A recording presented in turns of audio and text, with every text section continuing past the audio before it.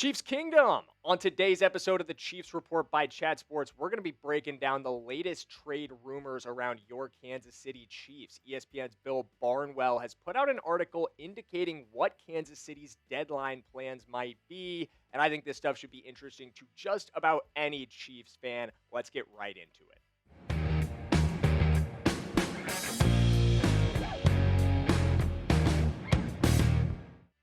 Okay, so like I said off the top, we got deadline rumors to discuss. We've been doing this a lot lately, but the deadline is just around the corner, guys. It is coming up very soon, and we've got to be prepared. I am almost 100% sure Kansas City is going to make a move at least of some kind.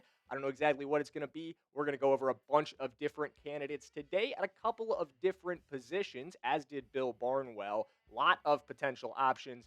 But you guys need to hit that subscribe button. This article by Bill Barnwell was behind ESPN Plus's paywall. That's over $100 a year if you want to read Chiefs news like this. Don't do that.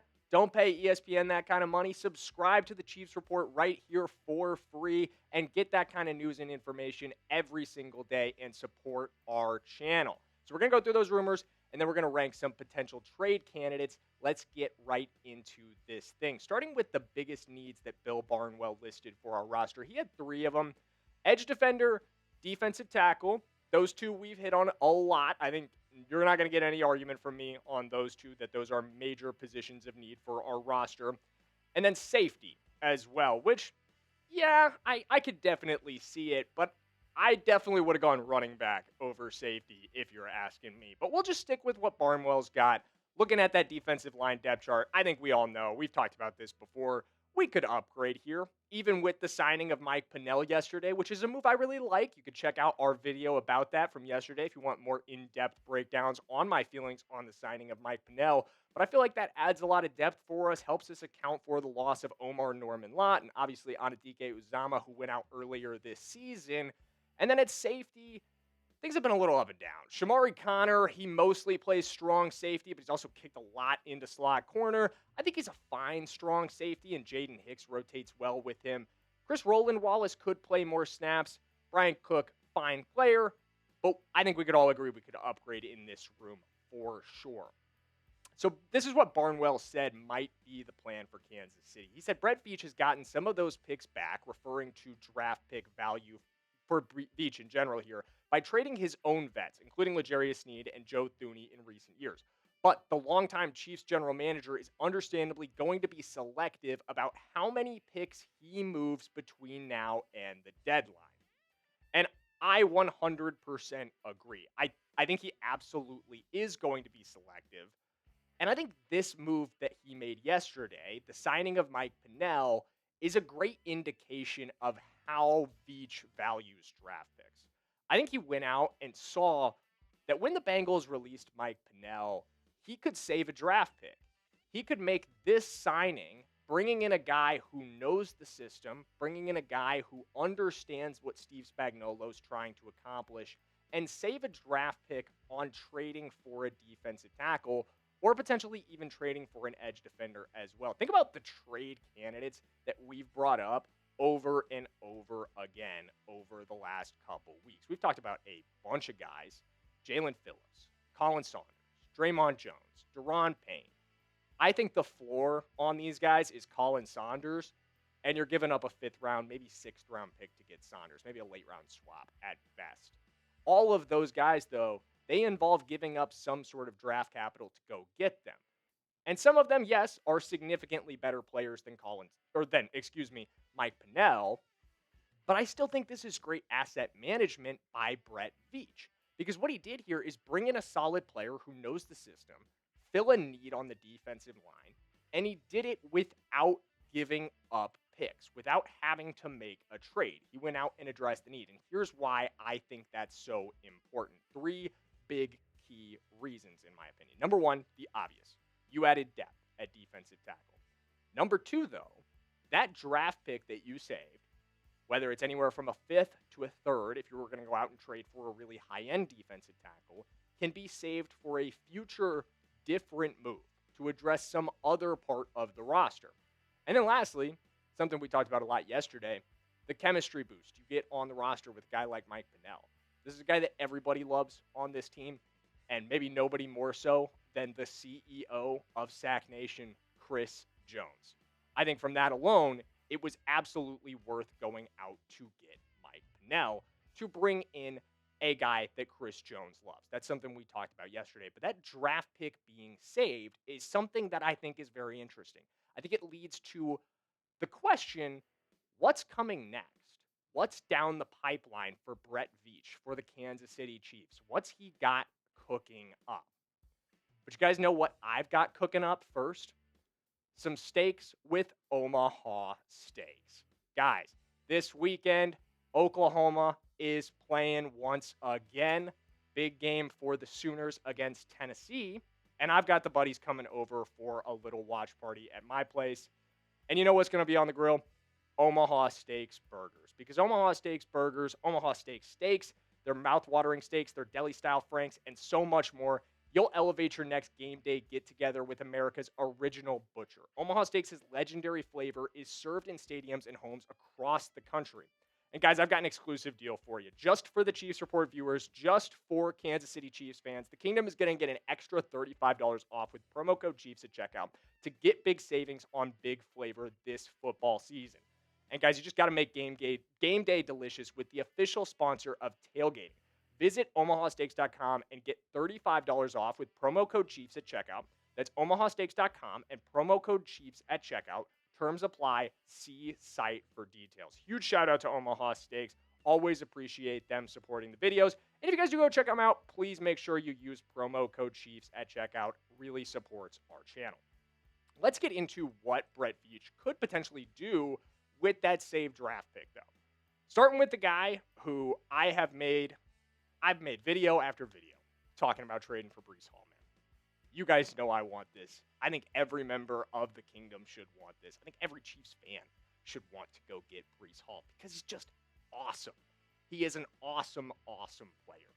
I could tell you about it all day, but the numbers do a lot of that talking for me. His stats are fantastic. And I know I've hit on it a lot, but the biggest thing that Breece gives you that we lack in our run game, that we've lacked in our run game all season long, and really for a couple of years now, in my opinion, is explosiveness, is the ability to generate big runs. I think oftentimes Kareem Hunt and Isaiah Pacheco turn 30-yard runs into 5 to 10-yard runs. Breece Hall turns 5 to 10-yard runs into 20, 30, 60, 70-yard runs. He's an explosive play machine. He's a highlight reel machine. We need this guy on the roster, in my opinion. This would be the biggest move, the biggest upgrade we could go out and make, in my opinion. And I don't think it would cost you a ton of draft capital. This is the starting offer that I've had for a while. I've said I think you could up this to a third. I think that third-round pick gets this deal done. I think when you think about what New York has going on in the future, sitting at 1-7 right now, are they really that attached to Breece Hall, a player whose contract is expiring after this season, with two young running backs on the roster, and Braylon Allen and Isaiah Davis? Would they move on? I think they absolutely might. Someone else to be aware of, though, Budda Baker from the Arizona Cardinals. I know this is a little bit out of left field, but safety is a need, according to Bill Barnwell, and I can absolutely see it myself. And when you look at the safeties available on the market right now, there aren't that many of them. I'm not going to lie to you guys. It's a very, very limited field, but Budda is one of them, and Budda's fantastic. He is a really fun player. In fact, I think him being so good might be why this isn't as realistic as I kind of wish it was, but he would be a huge upgrade. You look at the last 4 seasons of his play, including this season in 2025. While he's no longer at the height of his powers, he's no longer the guy he once was, annual All-Pro safety, one of the best in the league. I still think he's a top 5 safety in the NFL at this point. I still think he's a massive upgrade over the options we currently have, especially Shamari Connor at strong safety. I think he could really come in and elevate this unit. But ultimately, you pay for the price of an upgrade, right? And is safety, I think, when you think about upgrading positions along the roster, you think about what you're paying to do it and the position you're paying to upgrade at. And the value you get at safety, in my opinion, isn't a position you want to spend huge premium draft capital on in a trade. Which is why the trade offer I came up with is you're going to have to give up a second round draft pick. After talking to a couple guys around the office, I talked to Jack Sperry, our Steelers host, and just a guy who's very knowledgeable about the NFL in general around here. Definitely go check out his channels, by the way. He thinks it'd be a second round draft pick. And I absolutely agree. I think that's the price you're going to have to pay for a guy like Budda Baker. That's a little steep. And even then, I'm not 100% sure the Arizona Cardinals would want to move him. Interesting candidate, interesting thought to have, but I do think you're going to pay a steep price to go out and get Budda Baker, and I'm not 100% sure Arizona would be interested in making a trade for him, but someone who's come up, so I thought we would cover it. Lastly, this name really interests me, and I haven't heard as much discussion of him as I would have thought, but it's been pretty much, I won't say confirmed, but it's been highly suggested that he's available for the Miami Dolphins, who are shopping a lot of people as they're sitting at 2-6. But Jaylen Wright, running back from Miami, coming out of Tennessee as a rookie in last year's draft, it's been a little bit of an up and down start for Jaylen Wright. As a rookie, he found a way to get a role. I think he saw 68 carries that season for just under 300 yards.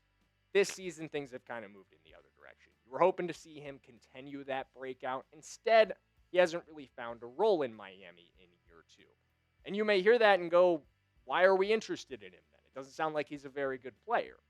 But I want you to check out his athletic scoring from the combine. This guy is a total freak. 4.38 40-yard dash, 1.55 10-yard split, 38-inch vertical, 11-foot broad jump for a 9.82 relative athletic score. And if you're not familiar with relative athletic score, that is out of 10. That's like what, 0.28 away from being as athletic as you could be on the relative athletic score. That's pretty freaking good, man. Doesn't really get much better than that. I think Jaylen Wright has been an underdeveloped prospect to this point in his career with Miami, especially a team that he came in a year in which they had a lot of offensive line turnover. And I think we all know, I mean, as a running back, you're only as good as the line in front of you. Think about Ashton Genty's early struggles this year with Las Vegas. We know he's a fantastic running back. He's gone on to prove that later this season. But early on, you just look at the numbers. You wouldn't have thought so. So could we put Jaylen Wright behind a better offensive line and turn this phenomenal athlete into a solid player at an extremely low cost? I think you got to view Jaylen Wright as the backup plan to not getting Breece Hall. But when you see this trade offer, guys, I think you're going to like it. We're getting Jaylen Wright and a 7th-round pick in return, and I think all we got to do is give up a 6th-round pick in that same draft. Essentially just downgrade a pick 1 round and add a running back who could have an extremely high ceiling for us. So, let's go through all 3 candidates again. We've got Breece Hall, the guy I think has to be your number 1, has to be plan A, has to be the guy you go out and get, in my opinion, or at least try. You have to be ringing the phones with New York right now. You got to see what they want for him. Budda Baker, definitely someone I would place a call Arizona's way. Just put some feelers out there, see what they're thinking on Budda Baker, but not one I would really count on. And lastly, Jaylen Wright. If you can't get Breece Hall, Jaylen Wright has to be the fallback plan, in my opinion. But I want to hear from you guys. Pick one to trade for. If you're going with Breece Hall, if you're on my boat, type BH. If you're going with Budda Baker, you think Budda Baker would be the right move, upgrade on the back end, type BB. And if you want Jaylen Wright, if you think maybe plan B should be plan A, type JW.